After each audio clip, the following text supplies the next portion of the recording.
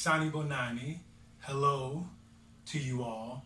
I am Kirby P. Riley, and I served as a youth development volunteer in the Kingdom of Eswatini, formerly known as Swaziland, from 2016 to 2018.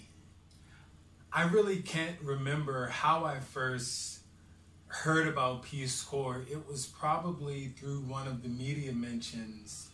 I distinctly remember in the movie Blood Diamond, Leonardo DiCaprio's character mentioning something about Peace Corps types staying around long enough to know that they're not doing any good. In 2008, when I was finishing grad school, I started my first Peace Corps application, and I was going through it, and it was really long and really tedious, so I put it on the back burner and said, I'll come back to it someday soon. That someday soon never came. In 2011, I ended up taking a job in DC as a social worker, and part of my 5-year plan was to get to Peace Corps within that 5 years.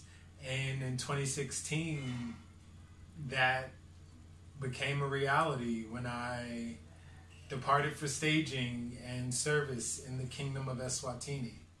Being a Black American in the Kingdom of Eswatini was wonderful and challenging at the same time. It was wonderful because the people of the Kingdom of Eswatini, the Swazi people, welcomed me and embraced me.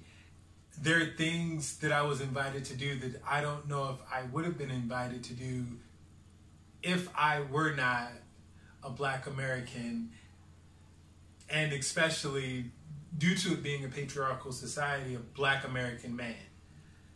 Being in Eswatini as a Black American was also challenging because people, I feel, expected Black Americans to hit the ground knowing Siswati.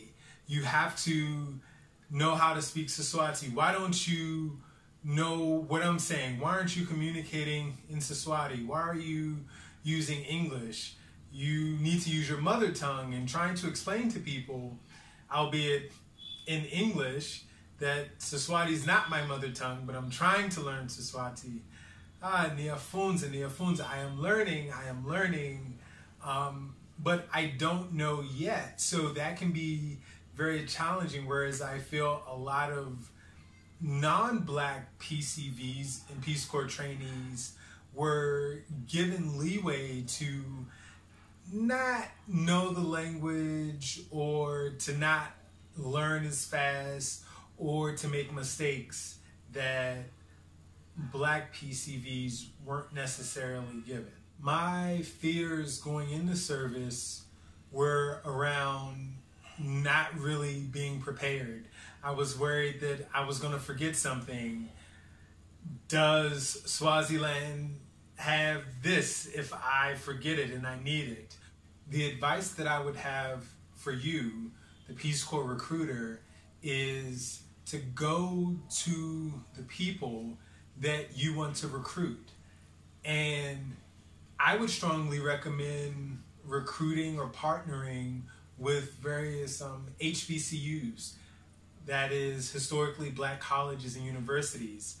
I am a proud alumni of Livingstone College in Salisbury, North Carolina. So please reach out to these historically Black colleges and universities. Go to some of the events. Go to homecomings. Go to step shows. Go to cookouts and various things to make sure that you're reaching out to the people where the people are. Another thing that I would add is to make sure that you have the resources to give to people should they want them when you're talking about Peace Corps. Some people want to know what the experience is going to be like. And of course, no two volunteers have the same experience, even within the same country. However, it can be very helpful for potential volunteers to see the story of someone who resembles them. Maybe I'm a Black potential volunteer and I can read about the Black volunteer experience in this place. Or maybe I'm a potential Muslim volunteer and I can read about the Muslim volunteer experience in this place. Maybe I'm a potential volunteer who identifies as LGBT, and it would be helpful for me to see what the LGBTQ experience is like for volunteers in this place or that place. Have as many resources as possible, as many intersections as possible for various identities, because Black people aren't a monolith. So trying to reach out to the various communities of Black folks, of potential Black volunteers, and also reaching out on Facebook, on Instagram, getting some of the pages and some of the RPCVs involved in recruiting. I think that's a huge thing. Thank you so much for listening. Salagashle. Stay well.